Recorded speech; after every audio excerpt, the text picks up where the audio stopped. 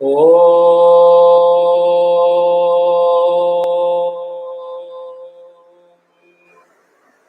ஸ்ரீராமலிங்காய நமஹ. அருட்பெருஞ்சோதி அருட்பெருஞ்சோதி தனி பெரும் கருணை அருட்பெருஞ்சோதி திரு அருட்பிரகாச வள்ளலார் திவ்ய திருவடிகளே சரணம். வள்ளல் மலரடி வாழ்க வாழ்க, எல்லா உயிர்களும் இன்புற்று வாழ்க.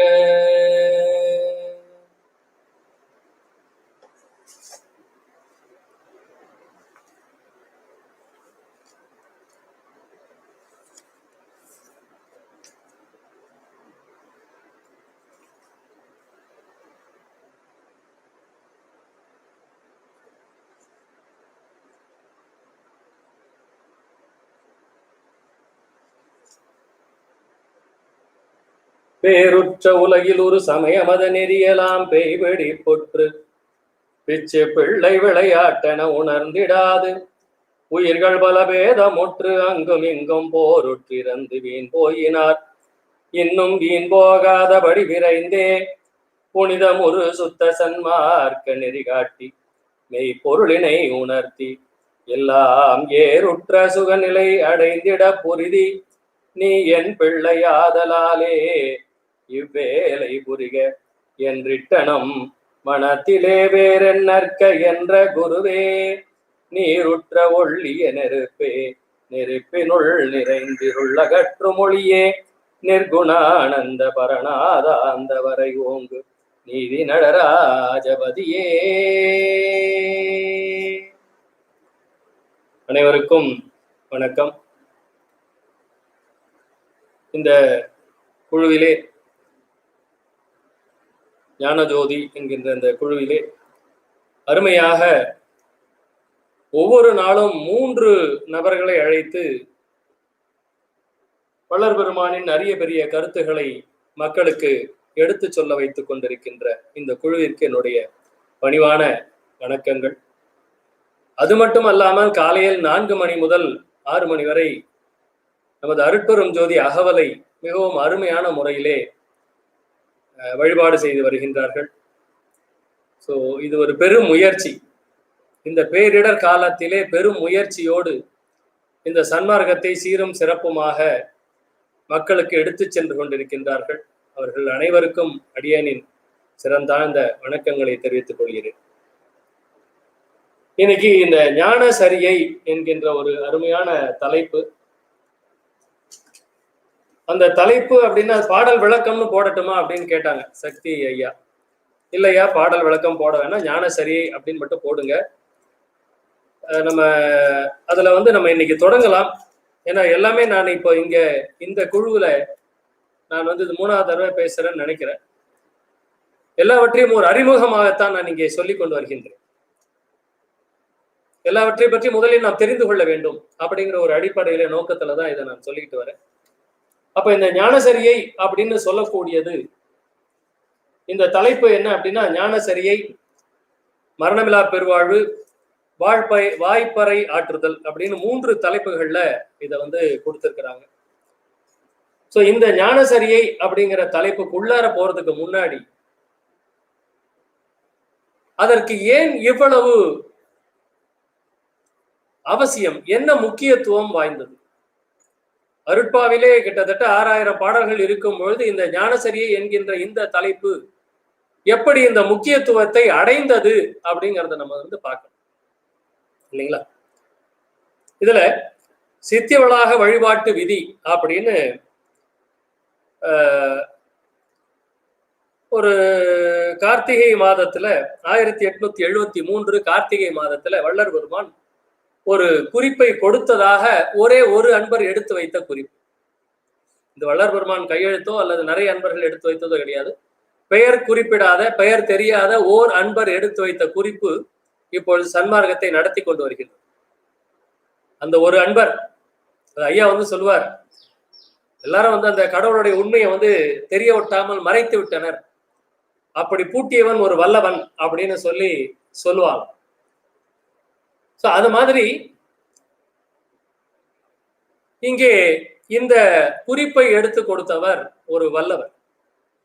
அவர் பூட்டிய பூட்டை இதுவரைக்கும் யாரும் திறக்கவில்லை. அததான் இப்ப நம்ம திறக்கிறதுக்கு பார்த்துட்டு இருக்கோம். அந்த கார்த்திகை மாதத்தில் உள்ளிருந்த விளக்கை திருமாளிகை புறத்தில் வைத்து இதை தடைபடாது ஆராதியுங்கள். இந்த கதவை சாத்திவிடப் போகிறேன். இனி கொஞ்ச காலம் எல்லோரும் ஆண்டவர் இப்போது தீப முன்னிலையில் விளங்குகிறபடியால் உங்களுடைய காலத்தை வீணில் கழிக்காமல் நினைந்து நினைந்து என்னும் தொடக்கமுடைய 28 பாசுரம் அடங்கிய பாடலில் கண்டபடி தெய்வ பாவனையை இந்த தீபத்தில் செய்யுங்கள். நான் இப்போது இந்த உடம்பில் இருக்கின்றேன், இனி எல்லா உடம்பிலும் புகுந்து கொள்வேன் என்று திருவாய் மலர்ந்தருளினார்கள். இது மாதிரி ஒரு அன்பர் ஒரு குறிப்பு எடுத்து வச்சிருக்கிறாரு. அந்த குறிப்பு நமக்கு கிடைச்சிருக்கு. இந்த குறிப்பின் அடிப்படையில் இப்பொழுது சன்மார்க்கம் இந்த குறிப்பின் அடிப்படையிலே தான் சன்மார்க்கம் விளங்கி கொண்டிருக்கிறது. வள்ளலாருடைய 6000 பாட்டையும் மறந்துட்டாங்க. 6000 பாட்டையும் மறந்துவிட்டு இந்த ஒரு 10 வரி அடங்கிய இந்த குறிப்பு தான் இப்பொழுது சன்மார்க்கத்தை நடத்தி கொண்டிருக்கின்றது, இல்லையா? இதுதான் உண்மை. இந்த குறிப்பை ஆராய்ச்சி செய்ய வேண்டும். ஏன்னா இதுலதான் அந்த நினைந்து நினைந்து என்று தொடங்கும் பாசுரங்களில் கண்டபடி அப்படின்னு அந்த ஞானசரியுடைய பாடல் வரியை வள்ளல் பெருமான் இங்கே குறிப்பிட்டு காட்டியிருக்கின்றார். அதனால இந்த பாடல், இந்த பதிகம் சிறப்பு வாய்ந்தது. இந்த குறிப்பு உண்மையாக இருக்கும் பட்சத்தில், இந்த குறிப்பு உண்மையானதாக இருக்கும் பட்சத்தில் இந்த பாடலை வள்ளல் பெருமான் நமக்கு சிபாரிசு செய்திருக்கின்றார். இந்த பாடலில் கண்டபடிதான் நாம் தெய்வ பாவனையை செய்ய வேண்டும் என்ற வள்ளல் பெருமான் நமக்கு அறிவுரை வழங்கி இருக்கின்றார். அப்படிதான் எடுத்துக்கணும், இல்லைங்களா? ஏன்னா நினைந்து நினைந்து என்று தொடங்கும் பாசுரங்களில் கண்டபடி தெய்வ பாவனையை இந்த தீபத்தில் செய்யும். இந்த இடத்துல 2-3 விஷயங்கள் நம்ம முதல்ல தெளிவுபடுத்திக்கணும். ஏன்னா ஞானசரி பாடல் விளக்கம் நம்ம பார்த்துக்கிட்டே போகலாம், அது ஒரு பெரிய விஷயம் கிடையாது. எனக்கு தொடர்ந்து இது வாரம் ஒரு நாள் கொடுக்க போறதா சொல்லியிருக்கிறாங்க. அப்படி வாரம் ஒரு நாள் எனக்கு வாய்ப்பு கொடுக்கும் பட்சத்தில் இந்த ஞானசரியை தொடர்ந்து நம்ம விளக்கம் பார்க்கலாம். இன்னைக்கு அந்த விளக்கத்தை தொடங்கி வைக்கிறேன். என்ன சொல்றாரு? உள்ளிருந்த விளக்கை திருமாளிகை புறத்தில் வைத்து, சித்தி விளாகம் அதுதான் திருமாளிகை. உள்ளிருந்த விளக்கை, உள்ள இருக்கக்கூடிய விளக்கை எடுத்துட்டு திருமாளிகை புறத்தில் மேட்டுக்கோப்பம் சித்தி விளாகத்துக்கு வெளியில வைத்து இதை தடைபடாது ஆராதியுங்கள். எது? அந்த விளக்கை தடைபடாது ஆராதியுங்கள். இந்த கதவை சாத்திவிடப் போகிறேன். இனி கொஞ்ச காலம் எல்லோரும் ஆண்டவர் இப்போது தீப முன்னிலையில் விளங்குகிறபடியால். என்ன வார்த்தை? இந்த வார்த்தைக்கு என்ன பொருள்னு எல்லாரும் புரிஞ்சுக்கணும். இப்போது ஆண்டவர் தீப முன்னிலையில் விளங்குகிறபடியால் அப்படின்னா என்ன அர்த்தம்? தீபம் முன்னிலையில் அப்படின்னா இப்ப இந்த நிகழ்வு சந்தானம் ஐயா அவர்களின் முன்னிலையில் நடந்து கொண்டு இருக்கின்றது, இல்லைங்களா? அப்ப என்ன பொருள்னு உங்களுக்கே புரிஞ்சிருக்கும். நமது குளப்பாக்கம் சந்தானம் ஐயா அவர்களின் முன்னிலையில் நான் இப்பொழுது பேசிக்கொண்டிருக்கின்றேன். முன்னிலையில் அவர் தலைமை வகிக்க நம்ம அவருடைய முன்னிலையில இந்த நிகழ்வு நடந்து கொண்டிருக்கிறது. அப்படின்னா அவர் வேறு, நான் வேறு, இல்லையா? அவருடைய முன்னிலையில் நான் இங்கே உரையாற்றி கொண்டிருக்கின்றேன். இந்த இடத்துல வள்ளல் பெருமான் என்ன சொல்றாரு? ஆண்டவர் இப்போது தீப முன்னிலையில் விளங்குகிறபடியால். அப்போ தீபம் வேறு, ஆண்டவர் வேறு. நம்ம புரிஞ்சுக்கணும், கரெக்டா புரிஞ்சுக்கணும். ஏன்னா சன்மார்க்கத்தை புரிஞ்சிக்கவே இல்லை. அதுதான் இங்க கொஞ்சம் வேதனையான விஷயம். இப்போது ஆண்டவர் தீப முன்னிலையில் விளங்குகிறபடியால். ஓகேவா? இது முதல் விஷயம்.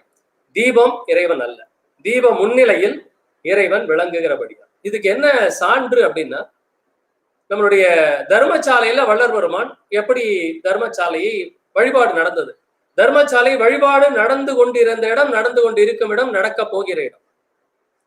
தொடர்ந்து வழிபாடு நடந்தது என்றால் அது தர்மசாலையில் தான். அதுக்கு முன்னாடி வழிபாடுன்னா கருங்குழியில் தான். கருங்குழியில வழிபாடு நடந்தது. அதை தொடர்ந்து தர்மசாலையில் வழிபாடு நடந்தது. ஞான சபையில அப்புறமா தான் வழிபாடு. மேட்டுக்குப்பத்துல அதுக்கப்புறமா தான் வழிபாடு. அப்ப முதல்ல இருந்து நடந்த வழிபாடு கருங்குழி. வள்ளல் பெருமான் மக்களுக்காக கருங்குழியில அவர் தனியா வழிபாடு பண்ணார். ஆனால் தர்மசாலை மக்களுக்கென்று பொது வழிபாடு தொடங்கிய இடம் தர்மசாலை. 1867 மே 23 முதல் இன்று வரை காலை, மத்தியானம், மாலை, சாயங்காலம், ராத்திரி என்று தொடர்ந்து வழிபாடு நடந்து கொண்டு வரக்கூடிய இடம் தர்மசாலை தான். நம்ம தர்மசாலைன்னா அது சாதா அன்னதானம் வழங்கும் இடம்ன்றது மனசுல நம்மளுக்கு பதிய வச்சுக்கிட்டோம். இல்லை, அது அன்னதானம் ஒரு புறம் வழங்கி கொண்டிருக்க, மறுபுறம் வழிபாடு நடந்து கொண்டிருக்கக்கூடிய இரண்டும் இருந்தால்தான், ரெண்டும் ரெண்டு கண்ணு மாதிரி, அது ரெண்டும் சேர்ந்து இருக்கக்கூடிய இடம் தர்மசாலை. இதை நாம் மறந்து விடக்கூடாது. அங்கே வள்ளல் பெருமான் எப்படி வழிபாடு செய்தார் அதை நம்ம பார்க்கணும். இப்பொழுது இருக்கக்கூடிய வள்ளல் பெருமானின் திருவுருவப்படம் 1933 நாகப்பட்டினம் சங்கத்தார் அவர்கள் கொண்டு வந்து நிறுவியது.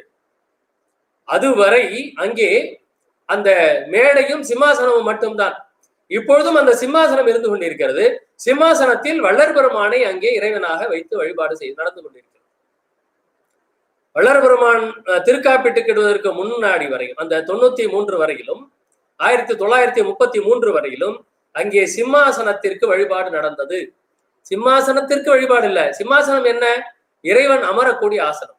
அங்கே இறைவன் யார் அப்படின்னு பார்க்கும் பொழுது அங்கே வெளிதான் இறைவனாக வள்ளல் பெருமான் காட்டுகிறார். வெளிதான் இறைவன். அதற்கு நிறைய பாடல்கள் இருக்கின்றன. வெளியைத்தான் இறைவனாக வள்ளல் பெருமான் நிறைய பாடல்களை நமக்கு வழங்கி இருக்கின்றார். அதுக்குள்ளாரெல்லாம் நான் இப்ப போகல. அங்கே அப்ப அந்த தர்மசாலையில அந்த வெளியை அங்கே இறைவனாக பாவித்து என்ன பண்ணாரு? தீப முன்னிலையில் இறைவன் விளங்குகின்றான் அப்படிங்கறத தர்மசாலையில எடுத்து காமிச்சார். அங்க ஒரு தீபம் ஏற்றி வைத்தார். அதுக்கு முன்னாடி இறைவன் விளங்குவதாக பாவித்தார். அந்த வெளியைத்தான் அங்கே இறைவனாக பாவித்து தர்மசாலையில் வழிபாடு நடந்து கொண்டு வருகின்றது. இதுதான் இதற்கு சாட்சி. அதே போல இங்க சித்தி வளாகத்தில் வள்ளல் பெருமான் உள்ளிருந்த அந்த விளக்கை எடுத்து வைத்து இப்போ ஆண்டவர் இப்போது தீப முன்னிலையில் விளங்குகிறபடியால் அப்படின்னு அந்த வாசகத்தை கொடுக்கிறார். இந்த வாசகத்துக்கு பொருள் என்னன்னு இப்ப உங்களுக்கு எல்லாம் புரிஞ்சிடும்.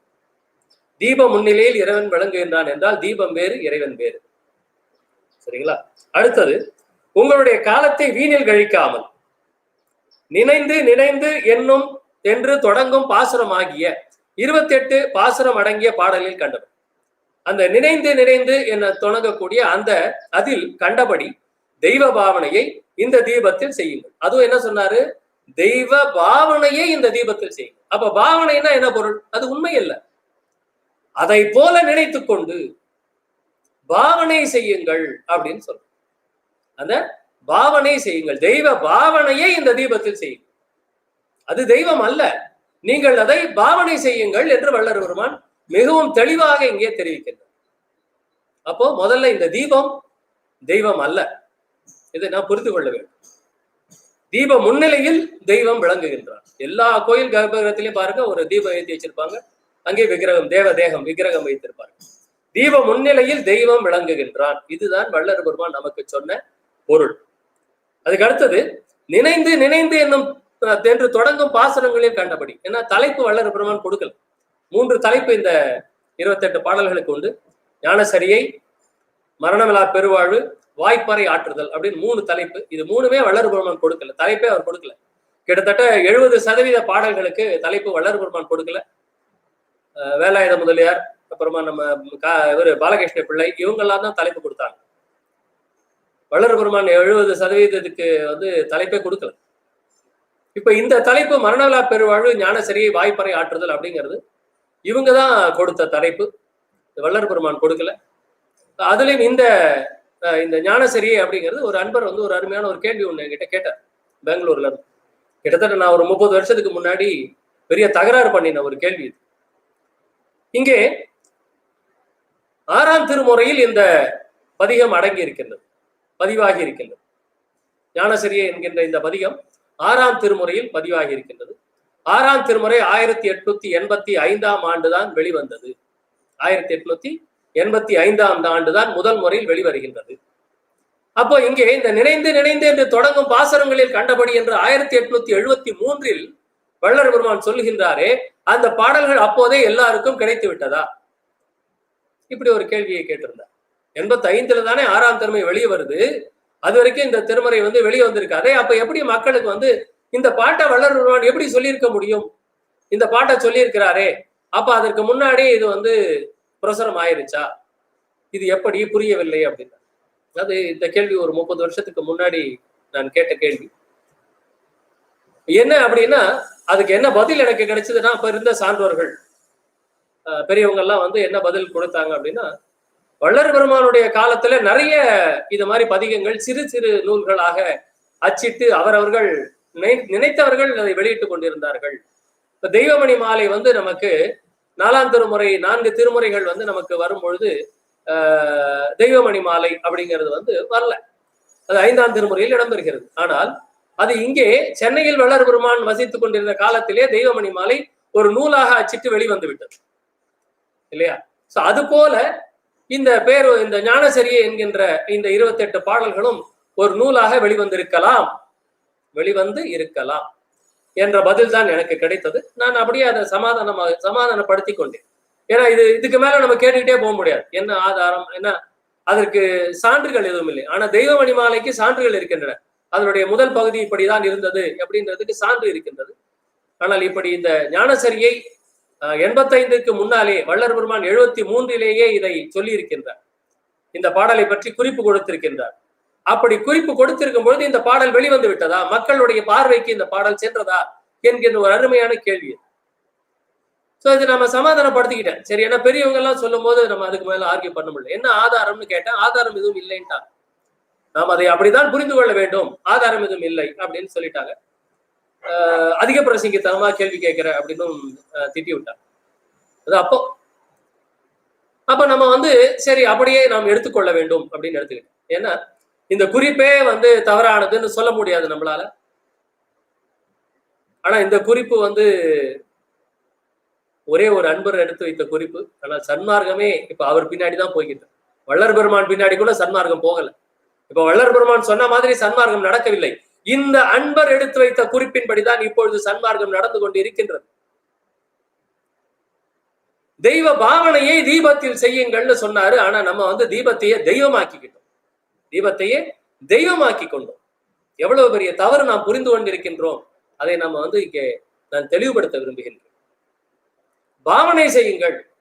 அப்பா என்ன நீ உங்க அப்பாவா நினைச்சுக்கோ, உனக்கு என்ன வேணுமோ அதெல்லாம் நான் தரேன் அப்படின்னா உடனே நான் அப்பாவாயிட முடியுமா? அப்பாவா நினைச்சுக்கதான் முடியும். பாவனை தான் செய்ய வேண்டும். அந்த இடத்தில் அப்படியே மாறிவிட முடியாது. பாவனை தான் எந்த காலமா இருந்தாலும். கிடையாது, அப்பா கிடையாது. அப்பாவாக என்னை நினைத்துக்கொள், என்னை உன்னோட சகோதரனாக நினைத்துக்கொள், அவ்வளவுதான். நினைத்துக் கொள்ளுதான். அதே மாதிரி இங்கே தெய்வ பாவனையை இந்த தீபத்தில் செய்யுங்கள்னு சொன்னார். தெய்வ பாவனையை இந்த தீபத்தில் செய்யும், அவ்வளவுதான் சொன்னது வள்ளல் பெருமான். ஆனா நம்ம தீபத்தையே தெய்வமாக்கி விட்டோம். இது எனக்கு ஒரு தனி தலைப்பா கொடுத்த அருட்பெரும் ஜோதி ஆண்டவர். ஏன்னா நம்மளுக்கு அருட்பெரும் ஜோதி ஆண்டவர் யாருன்னு புரியல ஐயா. அதை நம்ம தெரிஞ்சுக்கல. அருட்பெரும் ஜோதி ஆண்டவரை இந்த தீபமா நம்ம நினைச்சிட்டோம். மிகப்பெரிய தவறு. அவர் எவ்வளவு பெரிய இறைவன் ஐயா. அவரு அருட்பெரும் ஜோதி ஆண்டவருங்கிறது இறைவன். நாம அவரை இந்த தீபமா வச்சுட்டோம் அப்படின்னா நம்ம அவரை அவருடைய தரத்தை நாம் இறக்கி விட்டோம் என்று இல்ல. வள்ளல் பெருமான் அருட்பெரும் ஜோதி ஆண்டவரே அப்படின்லாம் நிறைய சொல்றாரு. நான் அருட்பெரும் ஜோதி ஆண்டவர் அப்படின்னு ஒரு தனி தலைப்பு எனக்கு வாய்ப்பு கொடுக்கும்போது நான் பேசுகிறேன். அருட்பெரும் ஜோதி ஆண்டவர். ஏன்னா அவர் யாருன்னு தெரிஞ்சாதான் இந்த குழப்பத்துல இருந்து வெளியே வர முடியும். நான் இன்னைக்கு ஞானசரியின் தலைப்பு கொடுத்துட்டதுனால நான் அதுக்குள்ளார போக விரும்பல. நான் இன்னைக்கு காலையில கூட சிந்திச்சேன் தலைப்பை மாத்த சொல்லலாமான்னு. இல்ல வேண்டாம், இது வள்ளலாரின் திருவுள்ளம், அந்த மாதிரி அவருடைய சித்தத்தின்படி நாம் செல்வோம் அப்படின்னு நான் அதை மாத்தவில்லை. அதனால இங்கே அந்த அருட்பெரும் ஜோதி ஆண்டவர் அப்படிங்கிறத பத்தி நம்ம தனியா ஒரு நாள் பார்க்கலாம். இந்த இடத்தில் அந்த தீபம் தெய்வம் அல்ல, அது வரைக்கும் நம்ம புரிஞ்சுக்கணும். தீப முன்னிலையில் இறைவன் விளங்குவதாக பாவித்து நினைந்து நினைந்து என்று தொடங்கும் பாசுரங்களில் கண்டபடி தெய்வ பாவனையை இந்த தீபத்தில் செய்யுங்கள். தெய்வ பாவனையை தான் இந்த தீபத்தில் செய்ய சொல்லுகின்றாரே ஒழிய தீபத்தை தெய்வம் என்று வள்ளல் பெருமான் எங்குமே குறிப்பிடவில்லை. அதனால முதல் கருத்து, இது 73 வெளிவந்த ஒரு குறிப்பு. அப்பொழுது நினைந்து நினைந்து என்று தொடங்கக்கூடிய இந்த ஞானசிறி என்ற பாடல் அப்பொழுதே எல்லோரிடமும் அச்சுக்கு வார்த்து கொடுத்திருக்கப்பட வேண்டும் அப்படிங்கிறது.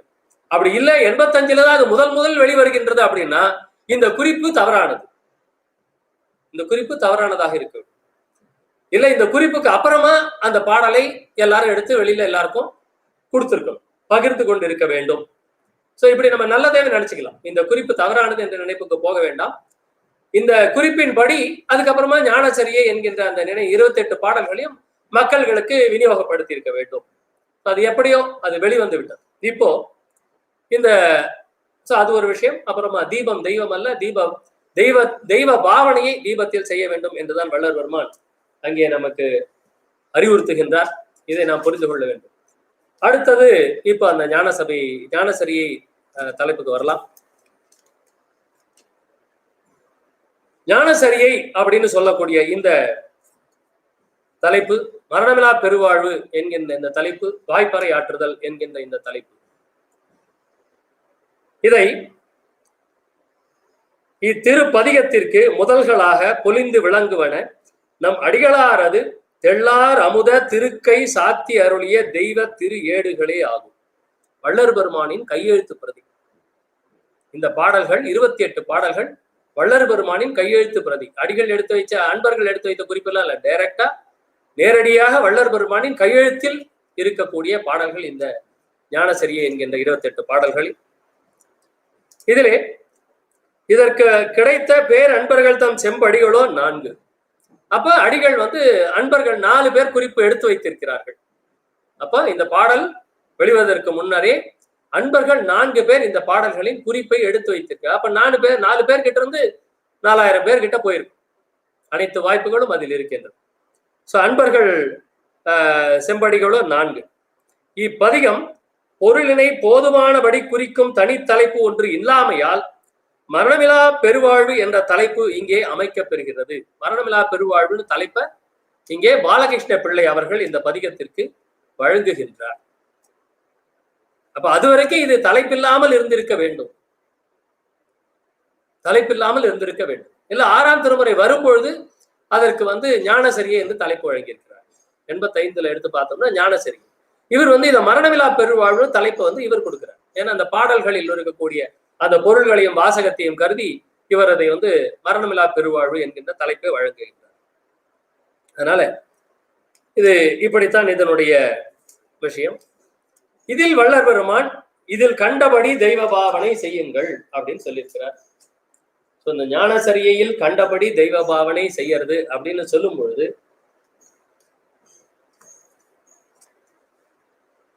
நம்ம அந்த பாடல்களை ஏன்னா அதில் கண்டபடி அப்படின்னு சொல்லும்போது அதுல என்ன இருக்குன்னு தெரிஞ்சு அந்த மாதிரி நாம் வழிபாடு செய்யணும். வழிபாடு சன்மார்க்கத்தில் எப்படி செய்ய வேண்டும் என்றால் ஞானசரியையில் கண்டபடி தெய்வ பாவனையை செய்ய வேண்டும், வழிபாடு செய்ய வேண்டும். இதுதான் சன்மார்க்க வழிபாடு அப்படின்னு இதுக்கு முன்னாடி நான் ஒரு தலைப்புல பேசினேன். அப்போ அதனுடைய தொடர்ச்சியாக இதை நாம் எடுத்துக்கொள்ளலாம். என்ன அப்படின்னா, சன்மார்க்க வழிபாடு எப்படி இருக்க வேண்டும் என்றால் ஞானசரியை நினைந்து நினைந்து என்று தொடங்கும் பாசுரங்களில் கண்டபடி சன்மார்க்க வழிபாடு இருக்கக்கூடாது. கண்டபடி இருக்கக்கூடாது, அது கண்டபடி இருக்கக்கூடாது. இந்த பாசுரங்களில் கண்டபடி இருக்க. இதை நாம் இங்கே தெளிவாக புரிந்து கொள்ளுதல் வேண்டும். அப்ப ஒவ்வொரு சன்மார்கியும் தெரிந்து வைத்திருக்க வேண்டிய பாசுரங்கள் இந்த 28 பாடல்கள். இதை தெரிஞ்சுக்காம சன்மார்க்கத்தில் வழிபாடு என்பது செய்ய முடியாது.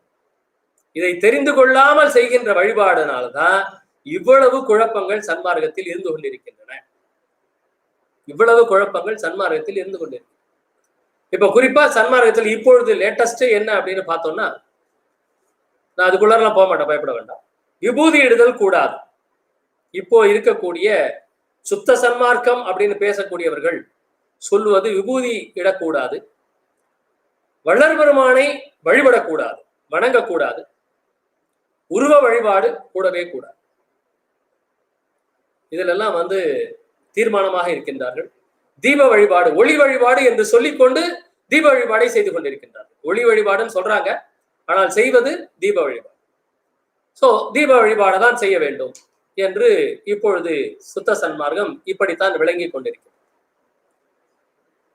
இந்த விபூதி இடக்கூடாது அப்படிங்கிறதுக்கு நான் வந்து 3 பகுதிகளாக சொற்பொழிவு நடத்தியிருக்கிறேன். அந்த விபூதியின் பெருமையும் வள்ளல் பெருமான் அதற்கு என்னெல்லாம் சொல்லி இருக்கிறார். அடுத்தது வள்ளல் பெருமானை வணங்கக்கூடாது அப்படிங்கிறதுக்கு தனியா சொற்பொழிவு பண்ணல, எல்லா சொற்பொழிவையும் சொல்லிட்டு வந்துட்டு இருக்கிறேன். அது எப்படி சொன்னாங்க. இன்னொரு கருத்து வந்து வள்ளல் பெருமான் இந்த வாயிலே சொல்ல முடியல, அற்பறிவாக இருக்கும் பொழுது பாடிய பாடல்கள், அற்பறிவாக இருக்கும் பொழுது கூடிய கருத்துகள், அதையெல்லாம் நாம் எடுத்துக்கொள்ள கூடாது அப்படின்னு ஒரு கருத்து சுத்த சன்மார்க்கம் அப்படிங்கிற அளவுல பேசப்படுது. சோ இதை பத்தியெல்லாம் வந்து நம்ம சிந்தனை செய்யணும். ஏன்னா அவரவர்கள் புரிதலுக்கேற்ப அவரவர்கள் விளக்கம் அளிக்கின்றார்கள். அதை வந்து நாம் சிந்தித்து தெளிந்து ஆய்வு செய்து தெளிந்து ஒரு நிலையை எடுத்துக்கொள்ள வேண்டும். அதை அப்படியே நாம் ஏற்றுக்கொள்ள முடியாது. அதுக்காக அவங்களெல்லாம் நம்ம வந்து தாழ்வாக பேச வேண்டிய அவசியமும் இல்லை. அவர்களின் புரிதல் அவ்வளவுதான். அவர்களுக்கு நம்மால் ஆனவற்றை புரிய வைக்க வேண்டும். இதுதான் என்னுடைய முயற்சி. அடுத்தது இப்பொழுது இந்த ஞானசரியில் கண்டபடி, ஞானசரியில் சொல்லியபடி தெய்வ பாவனையை நாம் செய்ய வேண்டும், வழிபாடு செய்ய வேண்டும். ஞானசரியில் கண்டபடி வழிபாடு செய்ய வேண்டும். இதுவரைக்கும் புரிஞ்சிருக்கும் நினைக்கிறேன். இப்ப ஞானசரிக்கு உள்ள போறோம். எல்லா பாடல்களுக்கும் போல ஒரு 3-4 பாடல்களோட நான் நிறுத்துவேன். குறிப்பா நான் இல்லாட்டி எல்லாத்துல இருந்தும் ஒரு வரி சொல்லி முடிக்கலாமான்னு பார்த்தேன். இல்லை, நம்ம அந்த மாதிரி போனோம்னா ஆழமா போக முடியாது. இப்போ இதுல முதல் பாடல் நினைந்து நினைந்து என்று தொடங்கும் பாசுரங்களில் கண்டபடி. இதுல வந்து வள்ளல் பெருமான் இதை அந்தாதி வரிசையில் வள்ளல் பெருமான் இதை பாடி இருக்கின்றார். அந்தாதி முறை அப்படின்னு சொல்லுவாங்க. தொடங்கிய வார்த்தையில் முடியும், முடிந்த வார்த்தையில் அடுத்த பாடல் தொடங்கும். எந்த வார்த்தையில் முடிகின்றதோ அந்த வார்த்தையில் அடுத்த பாடல் தொடங்கும். சோ அப்படி பார்க்கும்போது இது வந்து ஒரு சுழற்சி பதிகம். நினைந்து நினைந்து என்று தொடங்கக்கூடிய இந்த பதிகம் நீங்க படிச்சுட்டே இருந்தீங்கன்னா அப்படியே திருப்பி படிச்சுட்டே இருக்க வேண்டும். ஒரு சுழற்சி பதிகம், அதுதான் அந்தாதி முறை அப்படின்னு சொல்லுவாங்க. இது வள்ளல் பெருமான் இதுதான் முதல்ல பாடினாரா அப்படின்னா இல்ல. சீர்கொண்ட தெய்வ வதனங்கள் ஆரம் திகழ் கடப்பன் தார்கொண்ட பன்னிரு தோள்களும் தாமரை தாள்களும் ஓர் கூர்கொண்ட வேலும் மயிலும் நற்கோழி கொடியும் அருட்கார் கொண்ட வன்மை தனியா ஜலமும் என் கண்ணுற்றதே அப்படின்னு அந்த 31 பாடல்களை வள்ளல் பெருமான் அந்தாதி முறையில் தான் பாடி. அப்பவே இப்ப இங்கேயும் வந்து வள்ளல் பெருமான் இதை அந்தாதி முறையில் பாடுகின்றார். அடுக்கு தொடர் வைத்து அந்தாதி முறையில் வந்து இதை பாடுகின்றார். அருமையான ஒரு தலைப்பு, அருமையான ஒரு பாடல்கள். இதை சன்மார்க்கிகள் கண்டிப்பாக புரிந்து கொள்ள வேண்டிய பாடல்கள். நினைந்து நினைந்து உணர்ந்து உணர்ந்து நெகிழ்ந்து நெகிழ்ந்து அன்பே நிறைந்து நிறைந்து ஊற்றெழும் கண்ணீர் அதனால் உடம்பு நனைந்து நனைந்து அருள் அமுதே நன்னிதியே ஞான நடத்தரசே என் உரிமை நாயகனே என்று வணைந்து வணைந்து ஏத்துதும் நாம் வம்மின் உலகியலீர் மரணமிலா பெருவாழ்வில் வாழ்ந்திடலாம் கண்டீர். புனைந்துரையேன் பொய் புகழேன் சத்தியம் சொல்கின்றேன் பொற்சபையில் சிற்சபையில் புகுந் தருணம் இதுவே. அருமையான ஒரு பாடல். இதில் என்ன சொல்லுகின்றார்? நாம் வழிபாடு எப்படி செய்ய வேண்டும் என்று சொல்லுகின்றார். அடுக்கு தொடர் நினைந்து நினைந்து உணர்ந்து உணர்ந்து நெகிழ்ந்து நெகிழ்ந்து அன்பே நிறைந்து நிறைந்து. இந்த அடுக்கு தொடர் போடும்பொழுது இது 2 விதமா பொருள் கொள்ளலாம். என்ன மாதிரி சாதாரண நிலையில இருக்கும் பொழுது நினைந்து நினைந்து அப்படின்னா நம்முடைய சிறுமையை நினைந்து, அது இன்னொரு நினைந்து இறைவனின் பெருமையை நினைந்து, அந்த மாதிரி எடுத்து. ஆனால் இது அந்த கவிதை நயம் அப்படின்னு வரும்பொழுது இது நினைந்து நினைந்து அப்படின்னா ஒரு தொடர்ச்சியை குறிக்கக்கூடிய ஒரு நயம். நினைந்து நினைந்து ஆண்டவனுடைய பெருமையை நினைச்சுக்கிட்டே இருக்கணும். அது தடைபடாமல் நினைத்த போதெல்லாம் நின்னையே நினைத்தேன். எப்படி? நினைத்த போதெல்லாம் நின்னையே நினைத்தேன். நினைப்பற நின்ற போதெல்லாம் என்னை தனியாக்கி நின்கணே நின்று. நினைக்கும் போதெல்லாம் ஒன்னதான் நினைச்சிட்டு இருக்கிறேன். நினைக்காத போது அப்படின்னும் போது என்னை தனியாக்கி நின்கணே, உன்கிட்டதான் இருந்தேன். ஏன்னா கிட்டே இருக்கும்போது நினைக்க வேணாம், கொஞ்சம் தள்ளி போனோன்னு நினைக்கிறோம். கூடவே இருக்கும்போது நம்ம நினைச்சுக்கிட்டேவா இருக்க போறோம்? இல்லையே. கொஞ்சம் தள்ளி போயிட்டோம்னா ஐயோ எப்படி இருக்கிறாரோ, என்ன பண்றாரோ, ஏதாரோ அப்படின்னு நினைச்சிட்டே இருக்கும். அதான் சொல்றேன், நினைத்த போதெல்லாம் நின்னையே நினைத்தேன், நினைப்பற நின்ற போது என்னை தனியாக்கி நின்கணே நின்றேன். நான் தனியா இருந்தா கூட உன்கிட்டயே தான் இருக்கிறேன் அப்படின்ற. அந்த மாதிரி இங்கே நினைந்து நினைந்து அப்படியே தொடர்ந்து ஆண்டவனை நினைச்சுக்கிட்டே இருக்கணும். ஒவ்வொரு கடிதத்திலையும் வள்ளல் பெருமான் இதை சொல்லுவார். 2 விஷயத்தை வள்ளல் பெருமான் ரொம்ப வலியுறுத்துவார். என்ன அப்படின்னா, ஒண்ணு, இந்த தேகத்தை பொன் போல பார்த்து கொள்ள வேண்டும், எப்பொழுதும் சிவசிந்தனையோடு இருக்க வேண்டும். சிவசிந்தனை நான் தெய்வ நினைப்போடு எப்பயுமே இருக்கணும். இந்த தேகத்தை பொன் போல பார்த்துக்கணும், இறைவனை தெய்வ நினைப்போடு எப்போதும் தெய்வ நினைப்போடு எந்த வேலையை செய்யினாலும் சிவசிந்தனையோடு செய்தல் வேண்டும் அப்படிங்கிறார். இது 2 வள்ளல் பெருமான் எல்லா கடிதத்திலையும் வலியுறுத்தக்கூடிய ஒரு விஷயம். அதுதான் நினைந்து நினைந்து நினைச்சுக்கிட்டே இருக்கணும். ஆண்டவன் விடலாமா சொல்லுங்க? உன்னை மறந்திடுவேனோ மறந்தால் உயிர் விடுவேன். மறந்தா செத்து போயிடலாம் ஐயா. ஆண்டவனை மறந்துட்டு அப்புறம் எதுக்கு உயிரோடு இருக்கணும்? மறந்தால் உயிர் விடுவேன் கணந்தறியேன் உன்னானை இது. நம்மளால அப்படி ஆணையிட்டு சொல்ல முடியுதா பாருங்க? நம்மள்ட்ட அந்த பக்தி இல்லை, உணர்வு இல்லை. ஐயா பாடுறார், உன்னை மறந்திடுவேனோ மறந்தால் உயிர் விடுவேன் கணந்தறியேன் நானை இது. நீ என்னை மறந்திடுவாயோ மறந்திடுவாய் என்னில் நான் என்ன செய்வேன்? என்ன பண்ண முடியும்? ஆண்டவன் நம்மளை மறந்துட்டு அப்புறம் என்ன கதி? அவ்வளவுதானே, அதோ கதிதான். நான் மறந்தேன் எனினும் எனைத்தான் மறவான் எனது நாயகன் என்று ஆடுகின்றேன். நான் மறந்துடா கூட அவன் என்னை மறக்க மாட்டான்னு அவர் அவ்வளவு சந்தோஷத்துல இருக்கிறார். அது மாதிரி ஏன்னா இப்போ நம்ம ஆண்டவனை நினைந்து நினைந்து நினைச்சுக்கிட்டே இருக்கணும். அதுல ஏதோ தடை வரலாமா? அவன் நினப்பு இல்லாம இருக்கலாமா? ஒரு க்ஷணம் கூட அவன் நினப்பு இல்லாம இருக்கக்கூடாது. நினைச்சுக்கிட்டே இருக்கணும். நினைந்து நினைந்து அப்படி நினைச்சுக்கிட்டே இருக்கும் பொழுது உணர்ந்து உணர்ந்து உணர்வோம். அப்பதான் உணர்வோம். நினைச்சுட்டே இருக்கும் போதுதான் உணர முடியும், இல்லாட்டி உணர மாட்டோம். நினைந்து நினைந்து உணர்ந்து உணர்ந்து என்னுடைய நிலைமை என்ன, நான் வாழக்கூடிய வாழ்க்கை என்ன, ஆனா எனக்கு கிடைச்சிருக்கிற வாழ்வு என்ன? இப்ப உங்ககிட்ட பேசக்கூடிய ஒரு அருமையான ஒரு வாய்ப்பு எனக்கு கொடுத்திருக்கிறாரு. அதுக்கு தகுதியானவனா நான் இல்லையே. என்னுடைய தரம் என்ன, என்னுடைய நிலை என்ன, என்னுடைய தகுதி என்ன? ஆனால் என்னை வள்ளல் பெருமான் தன்னை பற்றி பேச வைத்திருக்கின்றாரே அப்படின்னு நினைக்கும் போது அந்த உணர்வு இருக்கு பாருங்க, அதுதான். நினைந்து நினைந்து உணர்ந்து உணர்ந்து அந்த உணர்வு வந்ததுன்னு வச்சுக்கோங்க, ஆண்டவன் நம்மளை எந்த நிலைமையில ஏற்றி வைக்கிறான் அப்படின்னு அந்த உணர்வு வந்துச்சுன்னா உடனே நெகிழ்ச்சி வரும். அது தன்னால வரும். அதுல நம்ம தனியா வர வைக்க வேண்டிய அவசியமே கிடையாது. அது தன்னால வரக்கூடிய ஒரு விஷயம். அது நினைந்து நினைந்து உணர்ந்து உணர்ந்து நெகிழ்ந்து நெகிழ்ந்து அன்பே நிறைந்து நிறைந்து ஊற்றெழும் கண்ணீர் அதனால் நெகிழ்ந்து நெகிழ்ந்து உணர்ந்து உணர்ந்து இப்படி இறைவனுடைய அந்த அந்த கருணையை நம்ம உணர்ந்தோம்னு வச்சுக்கோங்க. ஏன்னா அவனுடைய கருணை தானே நம்மளுடைய வாழ்க்கை. நம்ம செய்யற தப்புக்கெல்லாம் அவன் தண்டனை கொடுக்கணும்னு நினைச்சான்னா எத்தனை நாள் நம்ம வாழ போறோம்? எத்தனை நாள் வாழ முடியும் சொல்லுங்க பார்க்கலாம். அறிந்து செய்த பாவங்கள், அறியாமல் செய்த பாவங்கள் என்று எண்ணிலடங்கா பாவங்கள். இது போராதுன்னு போன ஜென்மத்துல இருக்கக்கூடிய வினைகள் எல்லாம் வேற தூக்கிட்டு மூட்டையா தூக்கிட்டு வந்து கட்டி வச்சிட்டு இருக்கு. அது இல்லாம அந்த வினைகள் இன்னும் ஸ்டாக் வேற இருக்குது. சஞ்சித கர்மா, ஆகாமிய கர்மா அப்படின்னு சொல்லி அது ஸ்டாக் வேற வச்சுட்டு இருக்கோம் இல்லைங்களா? அது மாதிரி அப்போ ஆண்டவன் நம்மளை எவ்வளவு கருணை நம்ம மேல இறைவன் வைத்துக் கொண்டிருக்கின்றான். இதை நம்ம புரிஞ்சிக்க வேண்டாம். அவனுடைய கருணையினாலதானே நம்ம இப்ப வாழ்ந்துட்டு இருக்கிறோம். அவனுடைய கருணையினாலதானே இப்ப நம்ம வாழ்ந்துட்டு நினைந்து நினைந்து அதை உணர்ந்து உணர்ந்து அப்ப உடனே நெகிழ்ச்சி வருமா வராதா? ஐயா நாயினும் கடையே நீனும் இழிந்தேன் ஆயினும் அருளி அருட்பெருஞ்சோதி அப்படின்னு ஐயா பாடினது. அவருக்கு பாடினது இல்லை, நம்மளுக்கு பாடினது.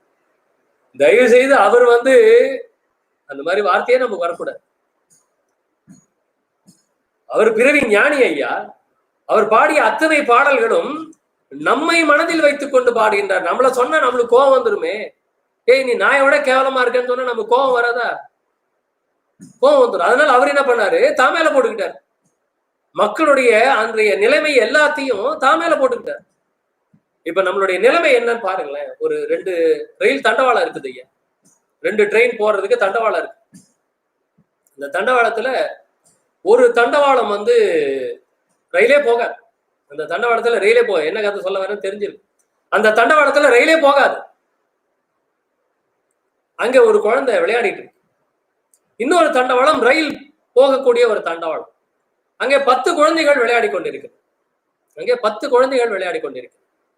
இங்கே ரயிலே போகாத தண்டவாளத்தில் ரயில் போகாதுன்னு தெரிந்து அந்த குழந்தை அங்கே விளையாடி கொண்டிருக்கு. 10 குழந்தைகள் அங்க ரயில் வரும்னு தெரிந்து அங்கே விளையாடி கொண்டிருக்கு. ரயில் வருது, ரயில் வருது.